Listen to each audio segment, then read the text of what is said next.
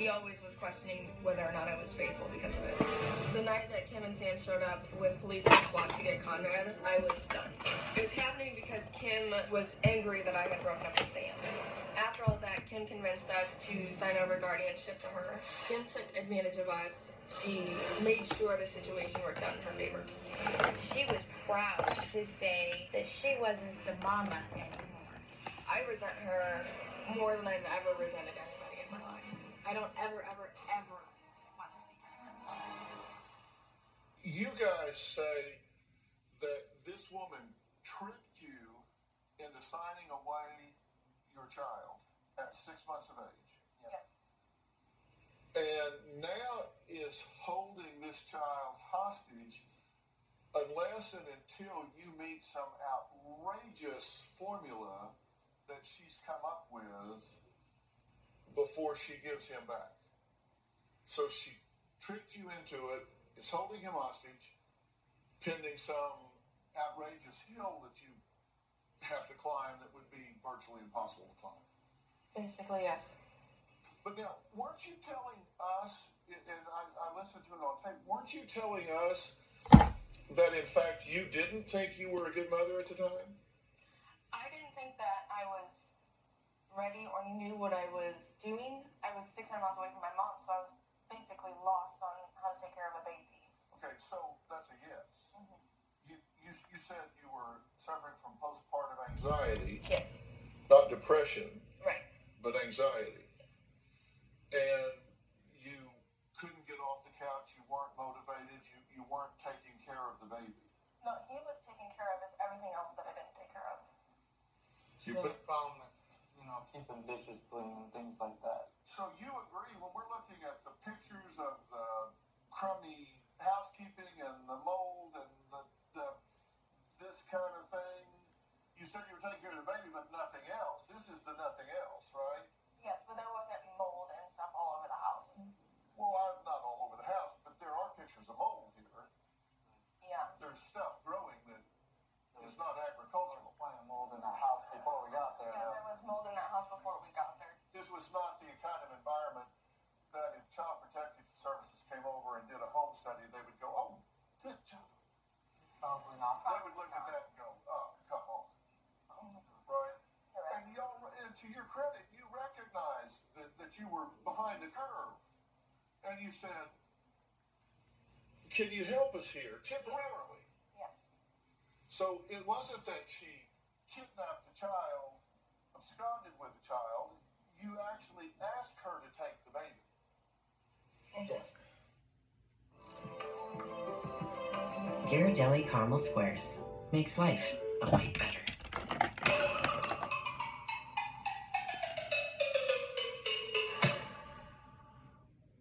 Okay, all right, next. Kim says Shannon never wanted to be a mother.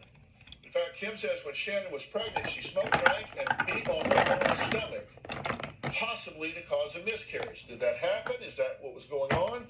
We'll talk about that when we come back, and we'll hear from Kim.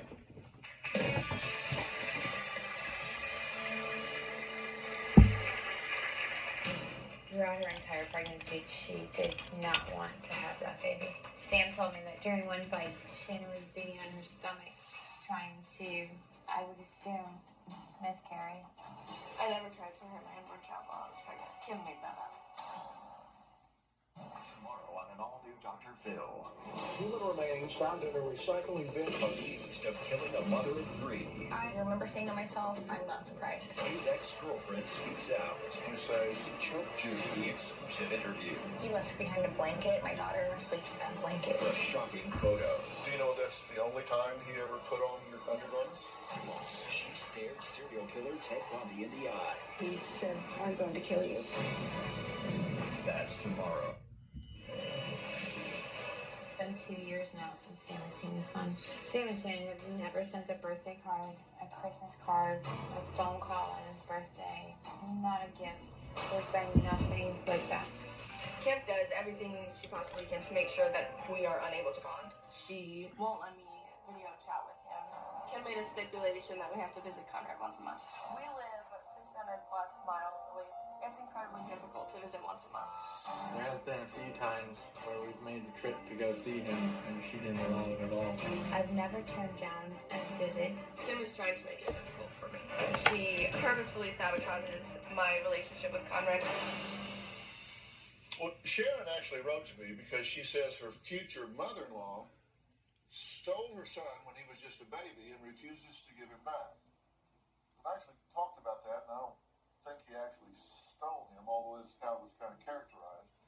Kim says Shannon doesn't deserve to raise him because she's been an uninvolved mother who, when she was pregnant, talked about taking a hanger and ending her baby's life.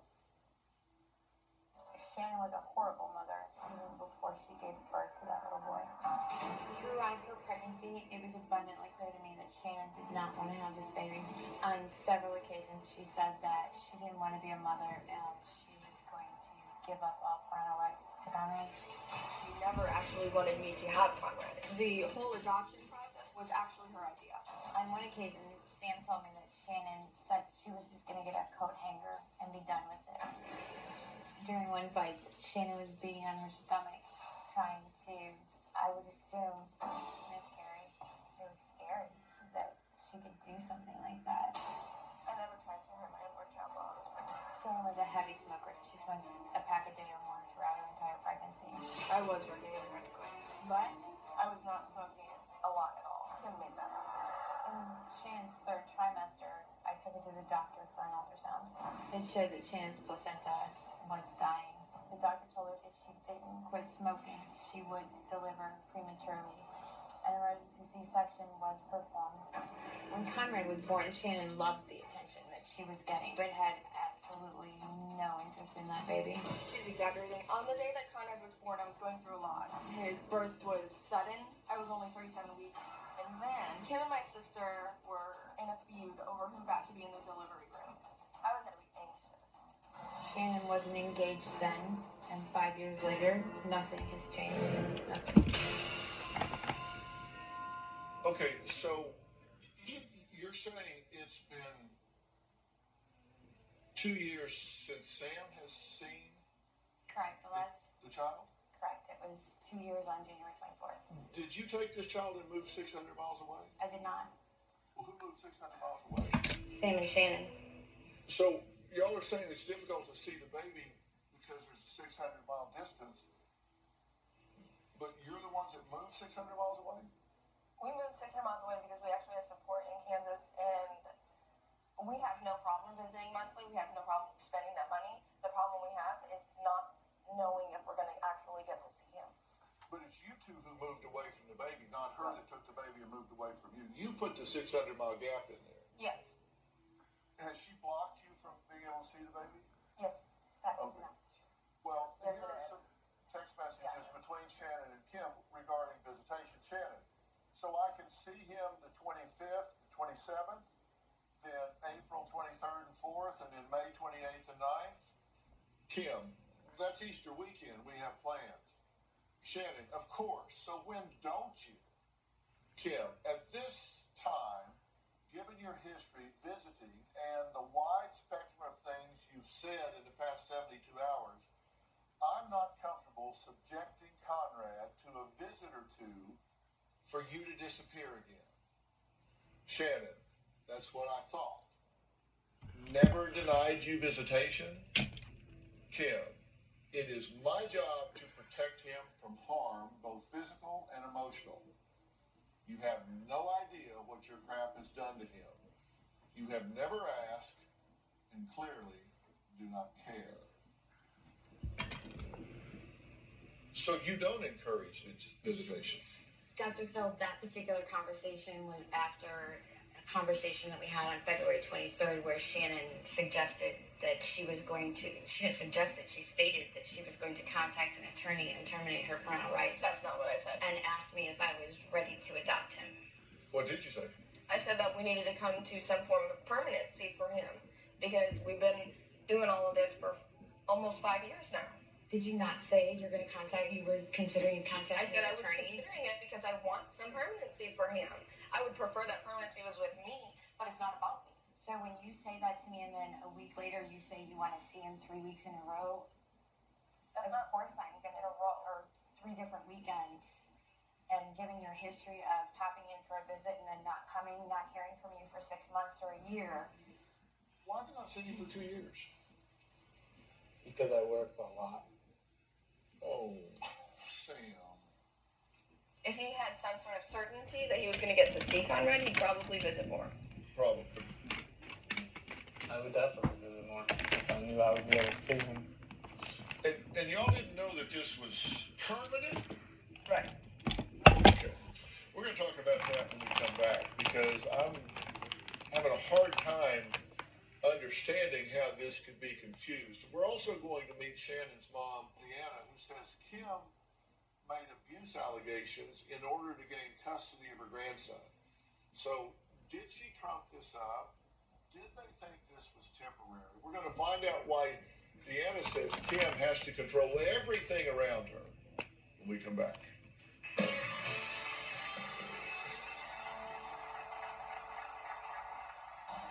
When the police came to my house, it was completely ridiculous. Officers had their vests and their guns, and they were prepared to storm the door. The SWAT team was not at my request. It was absolutely not necessary. What? Don't touch it. I saw this movie where they come across this box, and it was really bad. The case. Who are you? Democrats. Welcome to Collins Radar. Only Peter said weekly third. My mom says I have a mental disorder. Tia said she ripped the wings off of a pet bird. I did not kill my bird. You're a little bitch. Children have been removed from the home. I'm in Hollywood right now, so how can I worry about my children? I've been worried about your children. Why don't you take them on the road, witch? Off before I hit you on stage. They believe a stranger is obsessed with their twin daughters. She took my photos offline and made my complete life of her as their mom. My girls are in picture frames all over her house. How did hundreds of pictures of their twins get on your Facebook page? I honestly don't know. You're a damn liar. You claimed my girls as your own girls, and it's gonna frickin' stop. He was a major league pitcher. Now his family says he's a drunk. You've been self-medicating with alcohol because your dream got ripped from you. I'm not a doctor. This is the bottom of the ninth, man. You got to do this.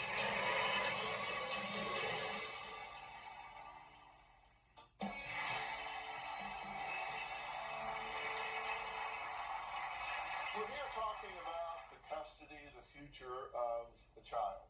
Now, Kim says she'll give her grandson back to his parents over her dead body.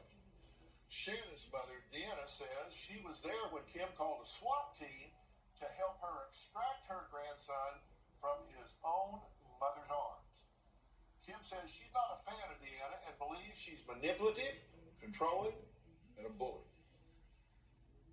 When it comes to Conrad, Kim is extremely manipulative and controlling. Which one's Alvin? This is really ironic because when Shannon was pregnant with Conrad, Shannon couldn't even take care of a baby and even suggested having an abortion. I never would have told Shannon that she should have an abortion. That's not for me to say. Kim has painted Shannon as an abusive, deadbeat mother. This is absolutely not true. If I had ever witnessed Shannon abusing Conrad, I would have called the police and turned Shannon in immediately. I am 100% certain that Shannon abused him. Kim used abuse allegations to get the upper hand so that she could get custody of Conrad. When the police came to my house, it was completely ridiculous. There was a whole warrant team to come and take Conrad. Officers had their vests and their guns, and they were prepared to storm the door. It was absolutely not necessary. The SWAT team was not at my request. It was standard procedure due to the dangerous nature of the neighborhood. Kim does not want to work towards a reunification or even a visitation plan for Conrad. She dictates where the visitation is, how long the visitation is, and who can be at the visitation. And then Kim completely reverses what she's agreed to. That's not even true. They've never maintained any consistent visits whatsoever. It is not fair that Kim controls every aspect. We deserve a life with Conrad. Okay, Deanna, thank you for being here. I'm confused a little bit because I think you guys are maybe confused in what you're telling each other. You think she manipulated the situation in order to get custody of the child? Yes. Like maybe even trumped up Yes. abuse charges? Yeah. So. Did you trump up? I did not make anything up, no. Did you abuse the child so there would be Absolutely not.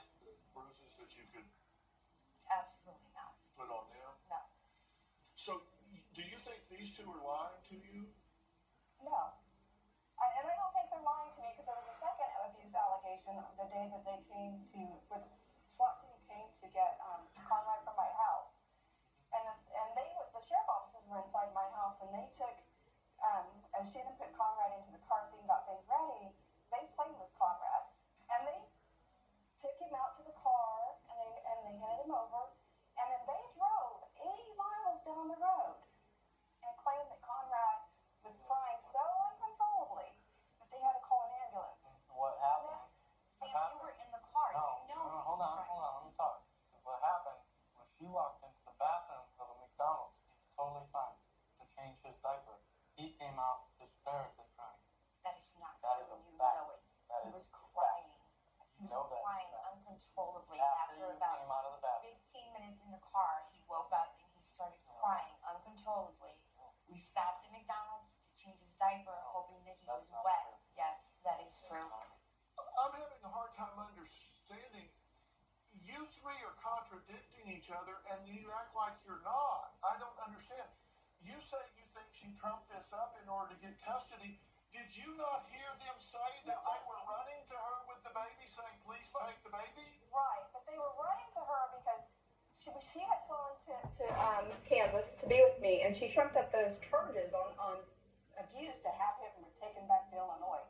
Had she not done that, she would have been in a supportive home with somebody who would have taught her how to be a mother and who would have helped take good care of her. But did There's you? no reason for DHS or Did you DCFS. not see the living conditions? I Why do you have an I infant in those Because conditions, those Deanna? conditions did not exist when I was up there. I was up there. You were not there there. 2 days before that. Exactly, And and it that's was what I'm that saying. messy. That's It what I'm was saying. that nasty. I And don't you know said what nothing. No, it wasn't that nasty. Well, do you think those pictures were staged? I do. I think that she Oh my took them God. before they cleaned out that property. They don't even say they were staged. Well, now listen. See, that's the thing. You guys need to go backstage and get your story straight. They're telling me that they asked her to take the baby, that she didn't trump something up. They're saying they went to her and said, "We're not ready for this baby. We can't take care of this baby. I've got postpartum anxiety. I don't know what to, will you please take the baby? Temporarily, but will you please take care of this baby?" Because I never would have asked her to had DCF not been involved and had they not come to Kansas and taken him from me in the first place. You're telling me you didn't know it was permanent custody? You sent your own mother a text saying you're giving permanent custody to her, and she's chewing your butt out for it. Thursday on an all-new Dr. Phil. Tell me what happened tonight that Chrissy went into the coma. The last time viewers saw Nick Gordon, I miss Chrissy and Whitney so much. Dr. Phil arranged for rehab. Bobby Christina Brown, the daughter of the late music legend Whitney Houston, has died. Now, the autopsy results are in, and Nick Gordon sits down to look Dr. Phil in the eye. I want to give you a chance to set the record straight. The exclusive interview. That's the lowest point in my life right there. Where you left money in the will by Whitney. Photos surfaced of Chrissy smoking out of a bong and snorting cocaine. Did she have a drug problem? Yeah, it got really bad. Were you a bad influence on her? They say you punched her in the face and kicked her to the point she was on the floor screaming, and you dragged her up the stairs by her hair. And the question everyone wants answered. Did you murder Bobby Christina Brown? That's Thursday.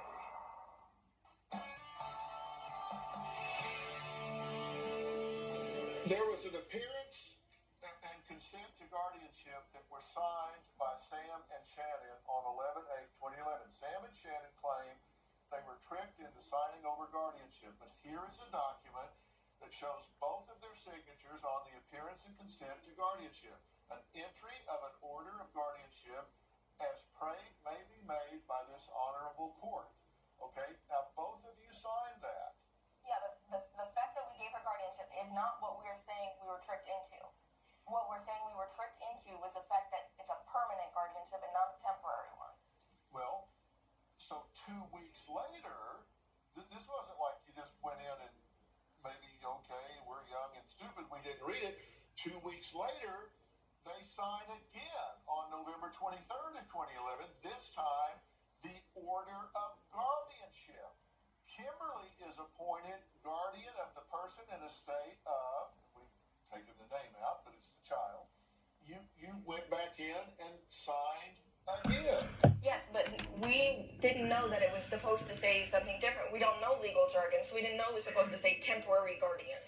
Well, really, because you then got an email from your mother on the 14th, in between these two, that says, you tell me that you're going to give me temporary guardianship of Conrad, only to notify me the next day by blanking text that you're giving Kim permanent custody? That's you. I don't. That's you to your daughter. Yeah. You're upset because you sent her a text telling her that you're giving permanent custody to her. And you're telling me you didn't know it was permanent custody? You sent your own mother a text saying you're giving permanent custody to her, and she's chewing your butt out for it. We didn't know that it was permanent custody until Apparently you did. You told your mother. after everything was already signed. No, that was between the first and the second time. No, it wasn't. Yes. The appearance consent to guardianship was signed by you and Sam on the 8th. The order of guardianship was signed by you and Sam on the 23rd. So the 8th and the 23rd. Between those two, you and your mother are going back and forth on the 14th. So on the 14th, you get the text from your mother that says, are you kidding me? You tell me by text that you have given permanent custody to her? I don't remember it, so. I mean, it was definitely a conversation we had, and I had concerns, and I spoke with you about, like, not doing permanent, doing temporary. That's why I wanted you to have your attorney to represent you to protect your rights, and him to have his attorney to protect his rights, as well as you having your attorney, so that if this guardianship was placed, that everybody was protected in it. And it wasn't Kim that comes up with a SWAT team and storms the house. It was Kim and Sam, who you had placed the TRO on at one point. And he also sent a text to his mother. You said you and your mother are going back and forth on text. Sam and his mother are going back and forth on text. And in one text, he says, you were right, Ma, the whole time. I'm the one that's sorry for not believing my own mother. Now she's going to get him back. Kim, no, she's not going to get him back. Sam, she's just a nutcase. That was a year ago. We were in a big fight at that time. Couples argue, I get that. But you guys understand here, I'm looking at this to see, I always look at what people say then versus what they say now. It's he and his mother that come up and take the baby. And then he's telling his mother, listen, you were right, she's a nutcase. I was really mad at her at the time. And I reached out to my mom because I hadn't talked to her in a while. Hey, Mom, come here and see how my eyebrows look. Now, Shannon says if she really was a bad mom, the state would have taken her other two children. Kim says no matter what Shannon or her fiance have to say, they're not getting Conrad back until they meet her demands. Does she have that right? And what are those demands? We'll talk about that after the break.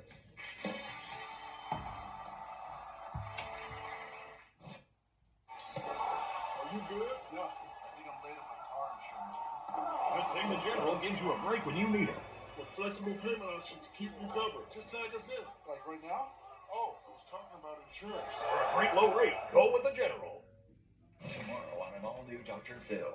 Human remains found in a recycling bin. Accused of killing a mother of 3. You say he choked you. His ex-girlfriend speaks out. He put on your undergarments. That's tomorrow.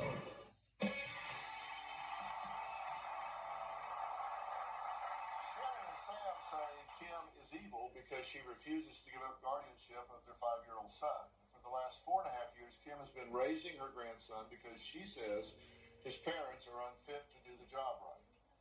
They agree they were unfit way back, but they say it's a different time now. Kim's daughter Allie says her nephew should stay right where he is, living with her and her mother. Shannon and Sam think that they're great parents, but they're really not. They're very inconsistent. Shannon and Sam are constantly coming in and out of Conrad's life. The two of them have a very unhealthy, toxic relationship. There is a lot of yelling between them. The two of them cheat on each other. Last year, my brother called my mom and said that they were sleeping in separate homes. No child deserves to be around that chaos. My mom provides everything for Conrad. He's got food, he's got shelter, he's got love, he's got security, he's got trust in the people that he's around. You're like Superman. They don't give her a dime. Conrad loves her to death. I know that when he gets older, he'll look back and appreciate it. As of right now, I think it's the best thing for Conrad to stay with my mother. If Conrad went to live with Sam and Shannon, he'd probably have a horrible panic attack. He doesn't know them. He's used to being around the people that he's used to being around. You rip a child from that, it's going to break them. Shannon and Sam, you want to be near your child that bad? Move to where he is. Allie, thank you for joining us. You're around this child every day. Yes, for the most part. And how's he doing? Wonderful. He's a great kid. He's got pretty much everything he needs. How would you describe his personality? Kind of like me, outgoing, but at the same time very shy. So when he's in one of those moods where he wants to show his new stuff off, he'll take his trucks and show everyone. But shy at the same time. And how are they doing as parents now? Right now? Terrible. How do you know that? With Conrad, terrible. With their girls, I was out there in December because I just wanted to see my brother. And from what I saw, the attention that they give them, great. Living-wise, it's a step up from how they used to live, but it's not the best. But you saw pictures before where things were pretty grungy. I've been in it. I've seen But inside of it. things have improved. They've improved from that, yes. So when they say that things are better, like their living conditions in 2011 were pretty bad versus 2016. See that couch? They provided And all those that pictures stuff. would certainly show a different story now. Is that a fair representation, or? I mean, their kitchen didn't look like that. It was a normal kitchen. Had food, on the kitchen and plates and stuff, dirty dishes in the sink. That's normal. But their living room, I mean, they had broken crayons and food all over the ground. Well, they say for the last 2 years that they've been living in a 2-bedroom house, which is neat, clean, and well kept for the most part. You say they're attentive to their other children. Yes. And I wasn't there to judge them. I was there to see my brother because that was.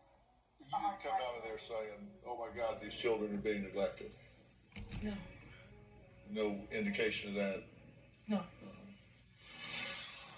Now you have a list of demands for them. How do you guys feel about that?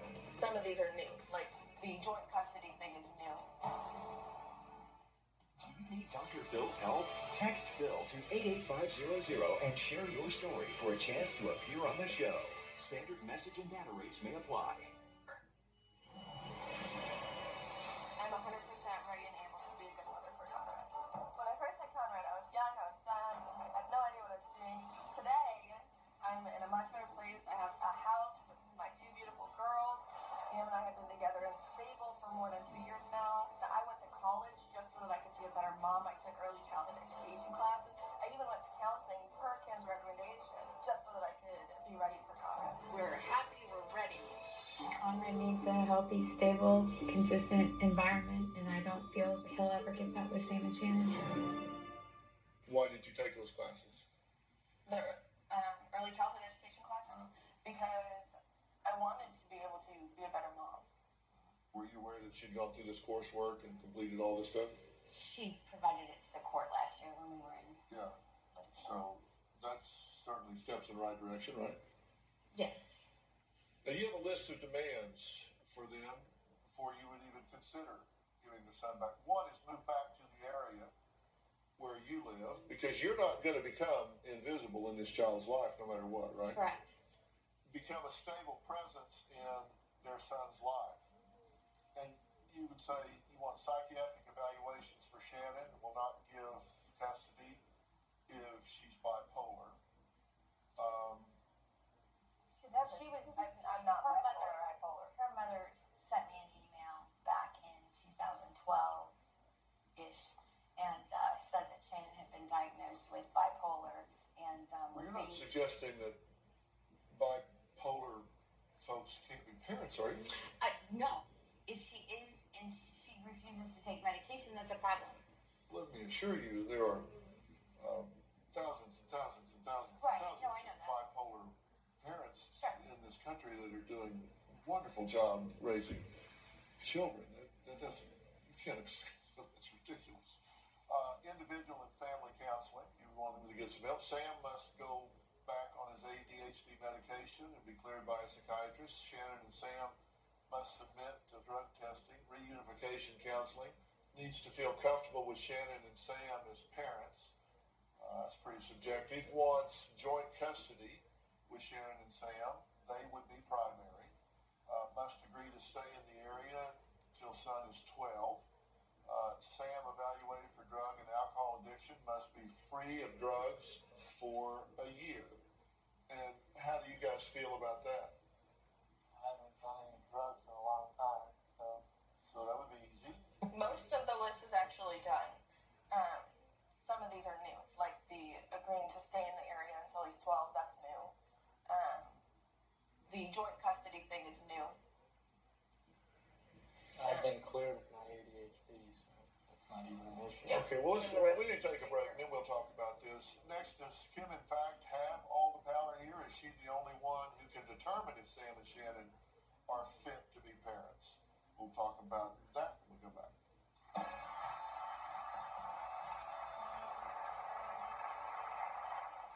Sam and I have been engaged for a long time. We do not want to have a wedding unless we have Conrad back with us for good. The whole point of getting married is to start your family, and we can't do that without our entire family. I would definitely like for my mom to be at the wedding.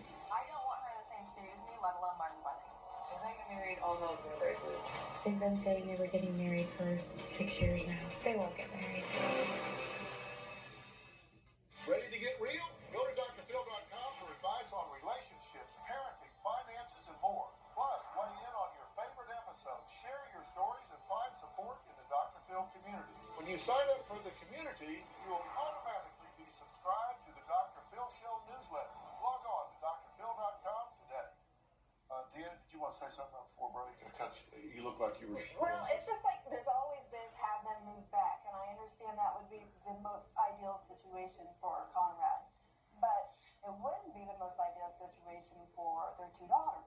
We just can't just think that it's about this one child, because it's not. There's three here. That's a very fair statement. One thing we have to understand and keep uppermost in our mind here is that as adults, we are fiduciaries. We have to keep the children's best interest at heart. So what needs to happen here, I mean, I'm troubled by the fact that you haven't seen your son in 2 years. There's no excuse for that. And if the two of you want to have a role in this child's life, you're going to have to start doing it in a stepwise fashion. And I will get you professional help to create what is actually going to be co-parenting. I'm going to get you some help I'm going to get you a reunification counselor that will set up a plan to do this that puts the child's interest up here.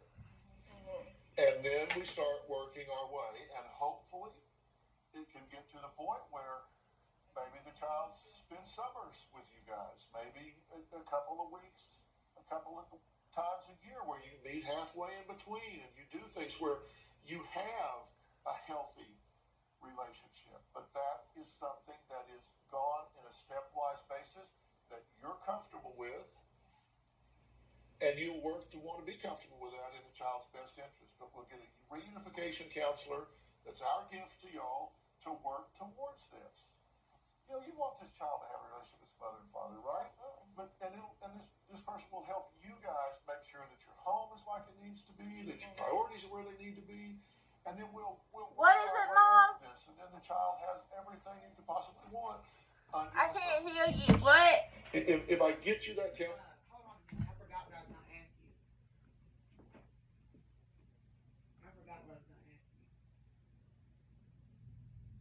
Oh, have you taken your morning medicine? Yeah, come here and look at my eyebrows.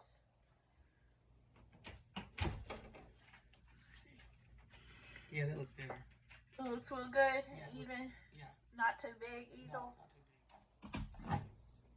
So will you do that? Yes, And, absolutely. you know, be gracious. This is your son here. I know, I miss him. It begins here. Put your agendas away. Put this child's agenda first. All right, I want to thank all of my guests today. We will see you next time. Thanks for being here.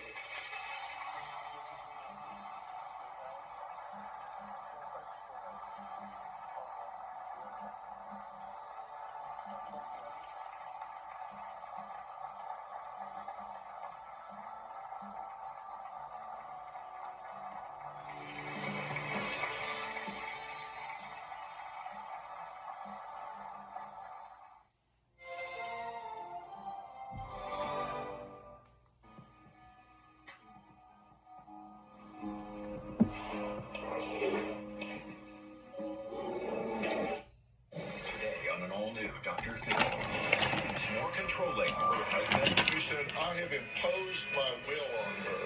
You control my daughter? You're nothing but a liar. Or her dad. The former manager is for sexual harassment. I've been a wonderful father.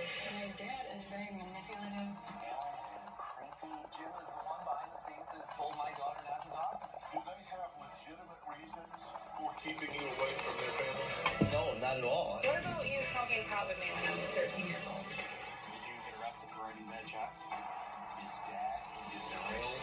I wrote you a letter explaining all of my problems for you. 10 pages. 10 pages? Really? Do you want to argue with me about page count? Buddy, you need to get out of your own way. Let's do it. Now we show everybody. Here we go. This is a safe place to talk about hard things. Stand by. Count you down. I'm trying to be an emotional compass and point you in the right direction. 5, 4. I am not giving up on you.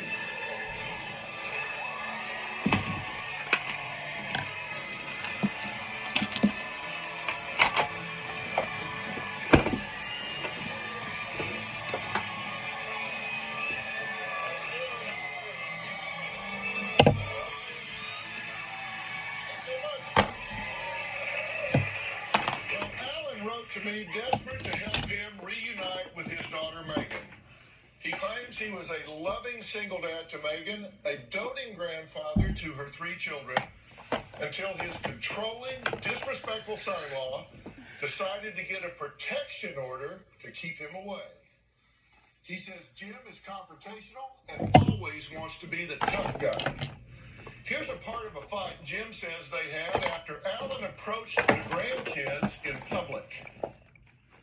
You don't even try to catch me when I tell you not to. You're gonna respond. Cares what you say.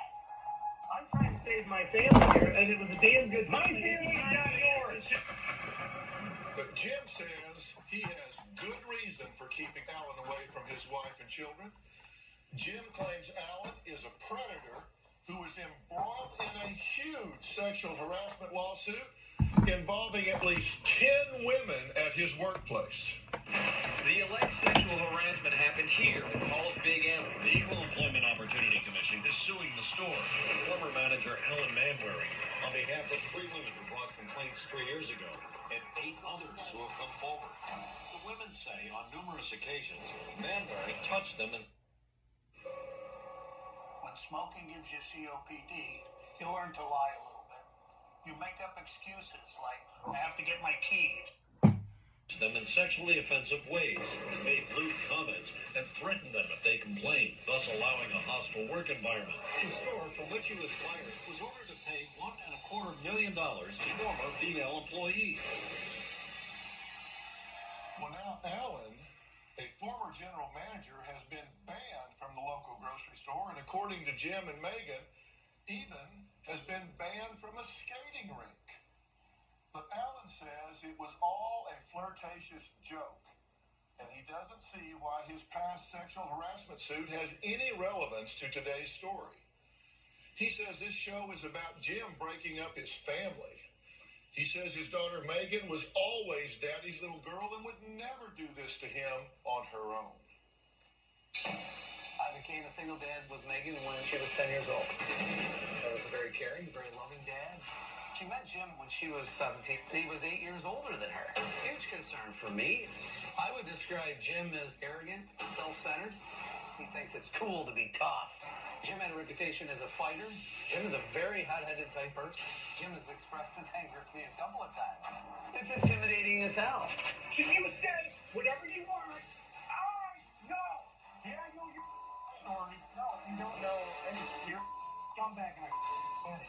Leave my family alone. My daughter's best friend witnessed Jim pulling my daughter out of the car by the hair. He's jealous as hell. We've always referred to her as his trophy wife. He restricts her behavior in many ways. He's taken her cell phone for days on end. That is just downright neglect and abuse. He's eliminated everybody in my daughter's life who might have some influence over her. He has never allowed her to go to work because he's a jealous, controlling person, and he didn't want her out in the public working where some other guy might care. I haven't seen my grandkids or my daughter, Megan, in almost 2 years. That shows the character of the man, Jim. Jim is the one behind the scenes that has told my daughter not to talk to me. I really don't have any idea why they would just stop talking to me and why I am not allowed to see my grandchildren. I want my family back. Okay, so Alan, during all of this controversy and lawsuit and all, they were supportive of you during this time. Oh, absolutely, 100%. And then 2 years ago, just bang, all of a sudden, you're on the outs. Exactly. Okay. No real explanation at all. So what's your theory? You've got to have some sense. Something went wrong, something happened. The only theory I could come up with, my ex and I split up. And we split up in September of 2013. And we have a 9-year-old son, and I coach his hockey team. So during the hockey season, which is a 6-month season, we spent a lot of time together. We spent, 5-6 days a week together. Well, then I filed, after the hockey season, I decided to file for custody because I went from seeing my son 4 and 5 days a week to she wanted four nights a month. And I thought that was a pretty drastic change. And she was very upset. And I believe, knowing that Jim and I never really saw eye to eye, never really got along, Karen knew that she could go to him. Let me interrupt you a second. We time television in seconds, so I'm going to do you a favor here. Yeah. You want to get to the point. The point is, I believe that my ex got together with Jim. They manipulated the situation, and Jim pretty much controlled my daughter to cut me off. Okay, so you think you split up with your ex and she turned them against you? Absolutely. But what could this ex have told them that would trigger that? I have no idea.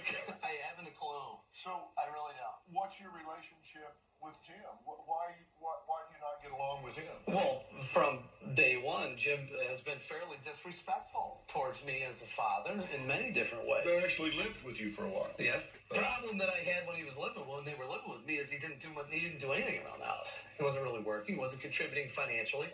Wouldn't mow, geez, it would have been nice if he just offered to go mow the lawn. Did you point that out? Yeah, I pointed that out. And I pointed out to my daughter. Okay? Because Jim, you can't confront him about anything, or he's just going to come back at you. Do you think you were trying to alienate him from her? I had no intention of that at all. I think Jim just wants to do what Jim wants to do when Jim wants to do it, and I think that he's just a very controlling individual. Do they have legitimate reasons for keeping you away from their family?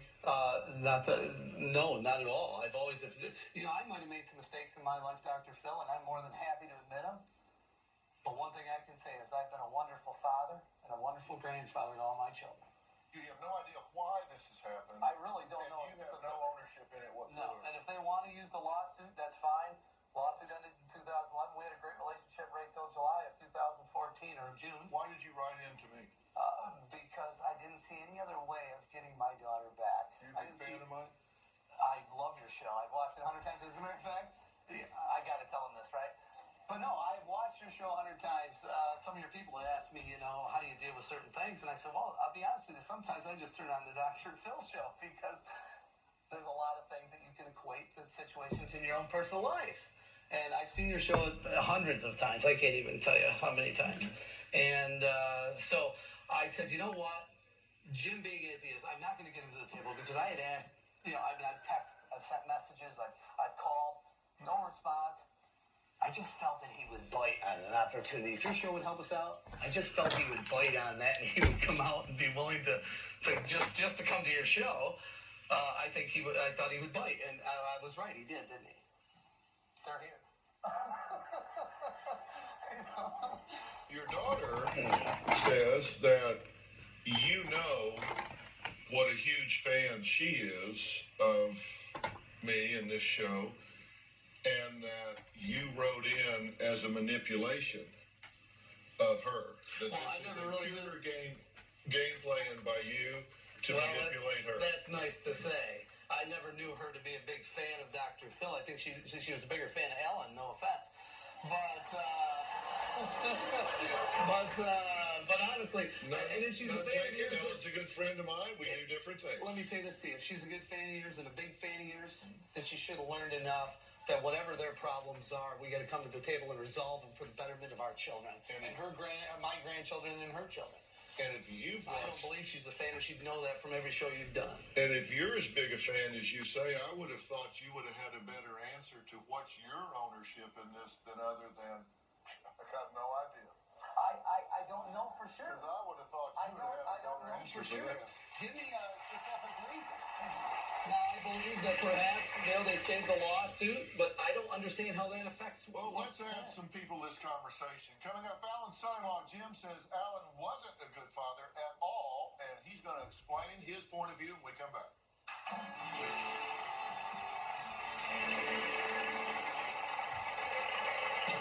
I do wear the pants in our house. I think that I'm the more dominant personality, absolutely. Alan is a con man. Creepy is probably number one. He is a creeper. I could completely beat Alan's ass if I needed to. And later, Sit there and run your mouth. I don't think Nothing so. but a liar yourself. You've controlled my daughter. You've controlled everybody. You're eliminating some people in your life that have some influence. Really?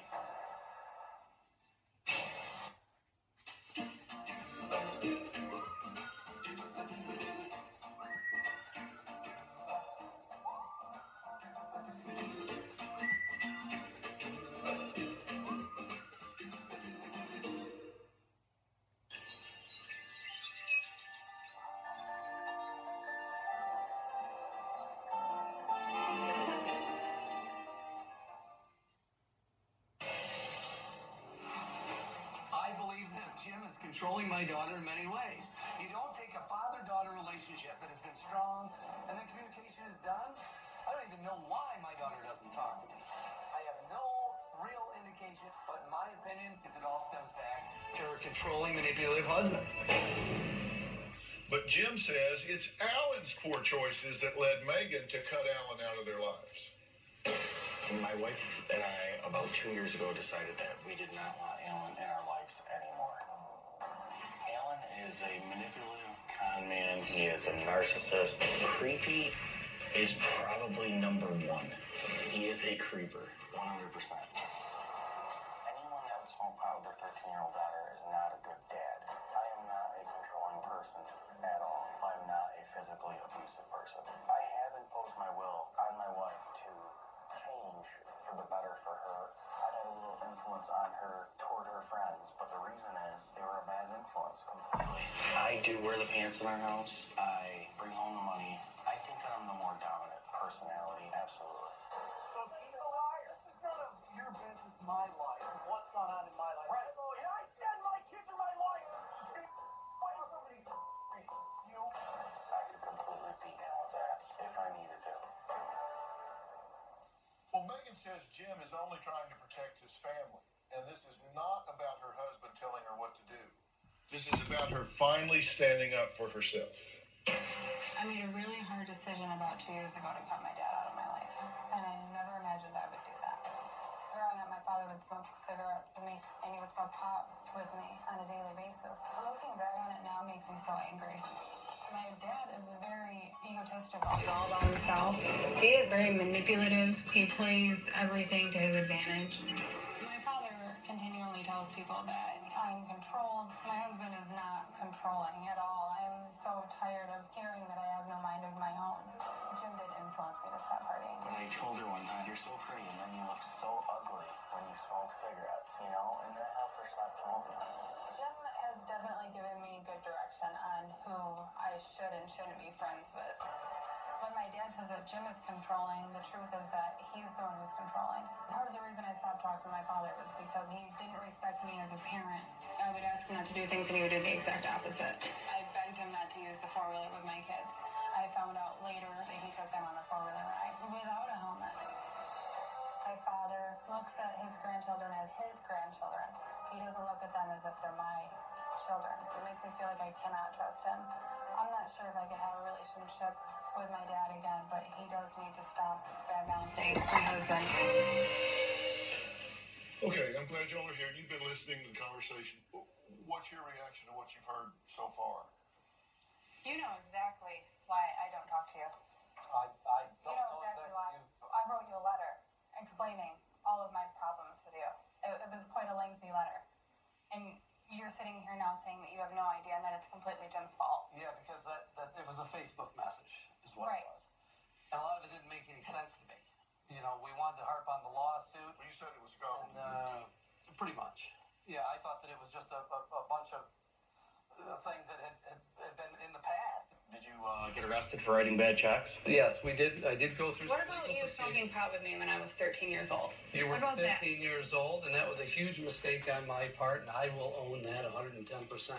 But that wasn't any part that was in your letter, and that only happened maybe a couple of It was in the letter. No, I don't recall. Maybe it was. If you remember, you were out running around smoking pot, drinking, uncontrollable, and to have you safe. But you were obviously okay with it. You weren't even part of this. So why don't you just be I'm not quiet gonna shut and up. let her and I talk? I wanted actually to do this at home so that you could be safe. Oh, so it's You're okay out to be running around. Okay to smoke pot with your At daughter. 15, 16 years Maybe old. if it wasn't I okay thought with you, that I was a wouldn't bad be choice. going out running I'm around. not saying During it's the a time- bad choice for me to make. I will admit that, and I own that. I have to protect my kids.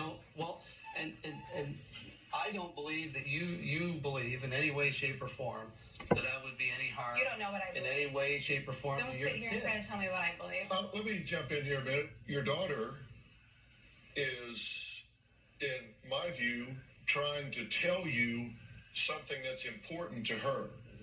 Doesn't matter whether you agree with it or not. Doesn't matter if it's even accurate or not. What she's doing is telling you, this is my perception. This is my belief. This is my value. Unless and until she believes you hear her, instead of being a sanctimonious right fighter, you're never going to move the needle here. Because right now, you're just telling her, that's just so wrong. That's just And you took a break just long enough to get a few digs in her for what she was doing when she was 15 or 16. Other than that, the rest of it was devoted to complete condescension. She also feels like you dismissed her letter, if you even read it. And I admit it was a long letter, it's 10 I did pages. read it. It was 10 pages. You didn't even remember that the marijuana was in the letter. No, it was 2 years ago. I don't remember the whole content of it because it was so long. I mean, if I had my phone, I could pull it right up and we could take a look at it. It was a very important letter, and you wrote the Dr. Phil show to talk to me. instead of reading my letter. Coming up, Jim says he 100% believes Alan is a sexual predator and a pedophile. He's going to tell us why when we come back.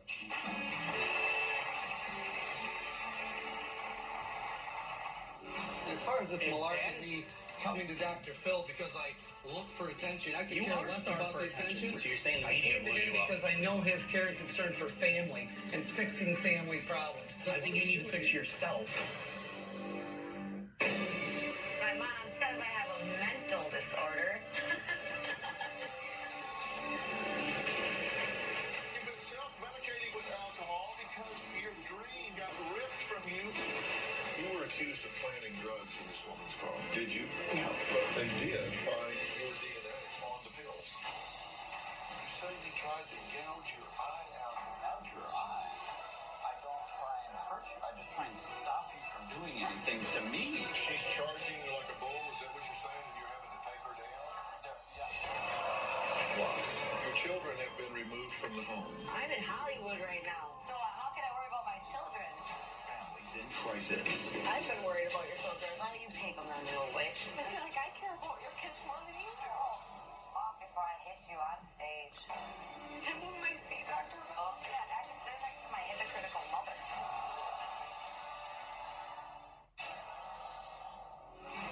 my dad loves being the center of attention. The reason why Alan is on the Dr. Phil show is to be bigger than life and starve for attention. I would be surprised if Dr. Phil gets a sentence in because he wants to be talking the whole time. Alan talks to hear himself talk.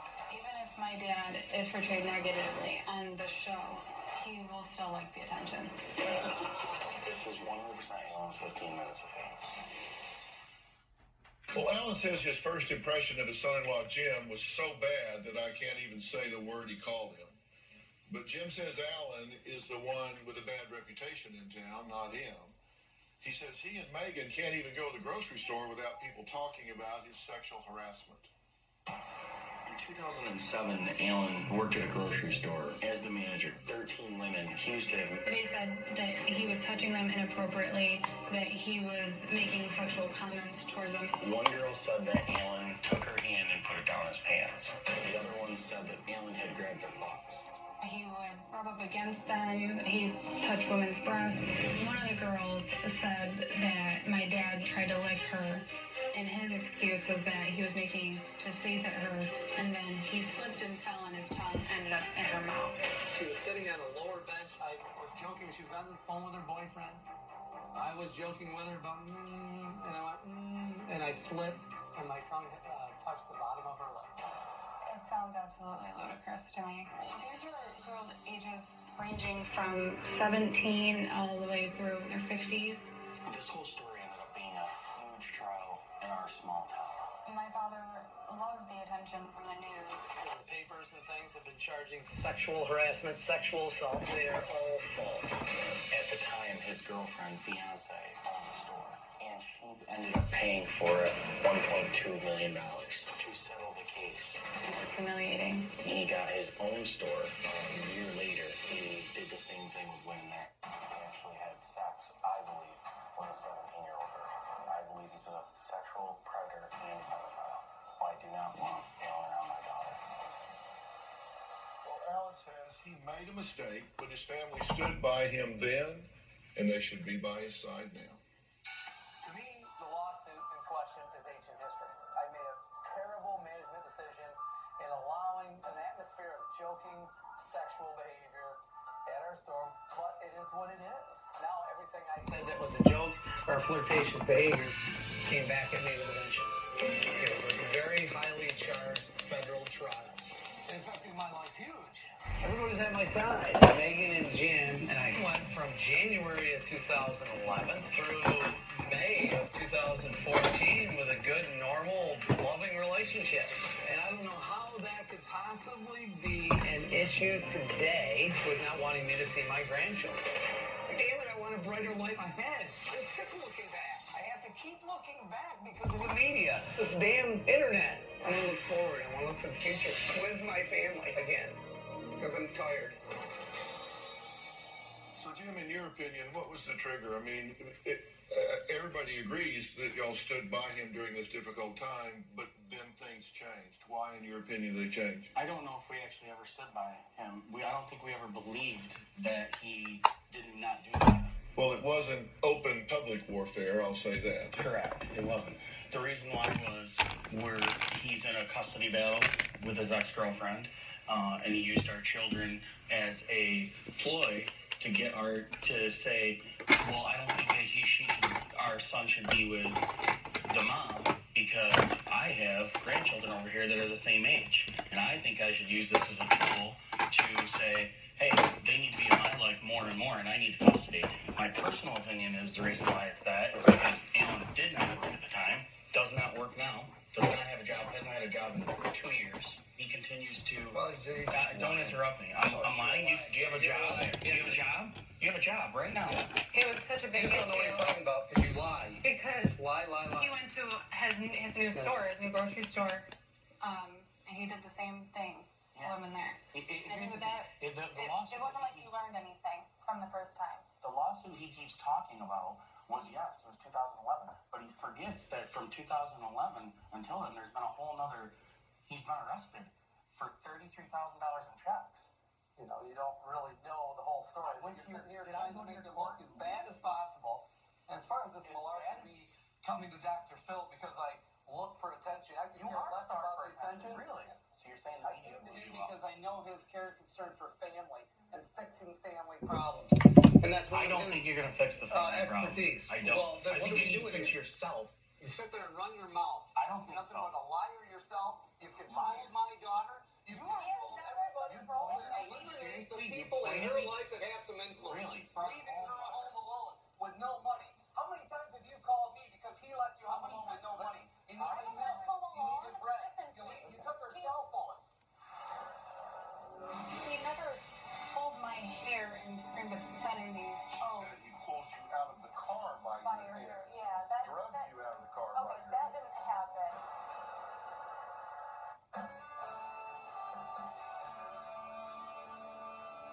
According to Megan's former best friend, because Jim doesn't let her really see her anymore, this is what she had to say. She said she was concerned about Jim's controlling behavior. She said she has seen Jim when he has pulled Megan out of the car by her hair and screamed obscenities when she came home late.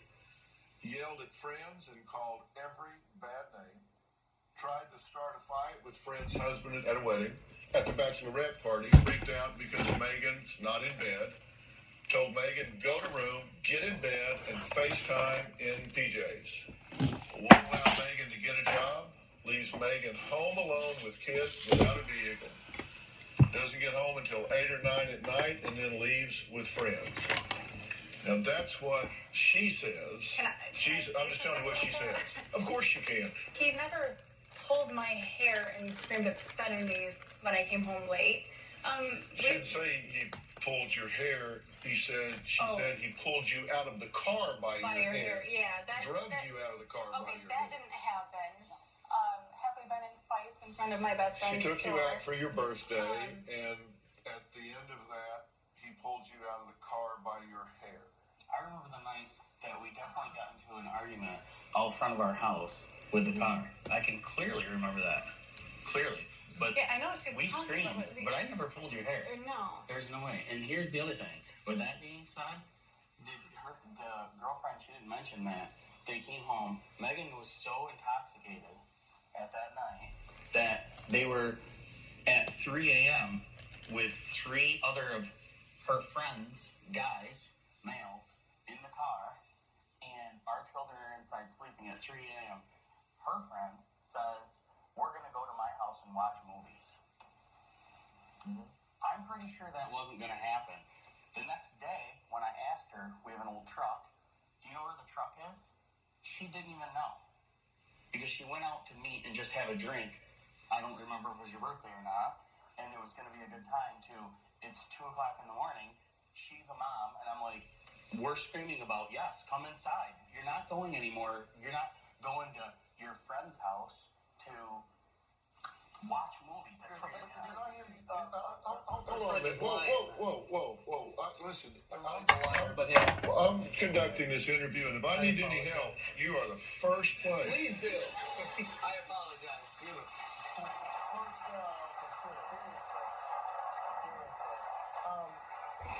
But I heard you say something earlier. You said, I have imposed my will on her. Wait, what do you mean by that? She didn't finish high school.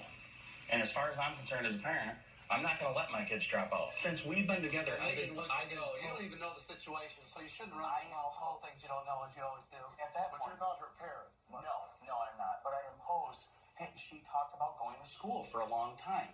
Our children all three of them are now in school. So the time frame for her to be able to go to school also is now. Last semester, she got a 4.0. She's on the president's list. She's proud of that. I'm proud of that. I've been married 39 years. And,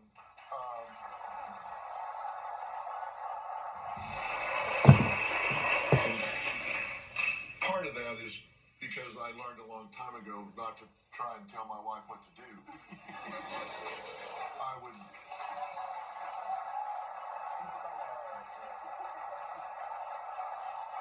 I would rather try to put a cat in a sack. I don't know if you ever tried to do that. No. Yeah, it's not good. No. Yeah. It's better that you have a partnership in these regards. And I also heard you in your tape pieces, I think 2 or 3 times, make it clear that you could beat his ass at any time that you chose to do so. Yeah, it's very nice, isn't it? But it's probably not the best problem-solving strategy. But isn't that how you deal with things? Your threats and intimidation? Listen, I promise I'll get right to you. If I need a thing, I'm going to get right to you. I do that if I absolutely had to protect my family. I get it. But that's. But I, Sorry.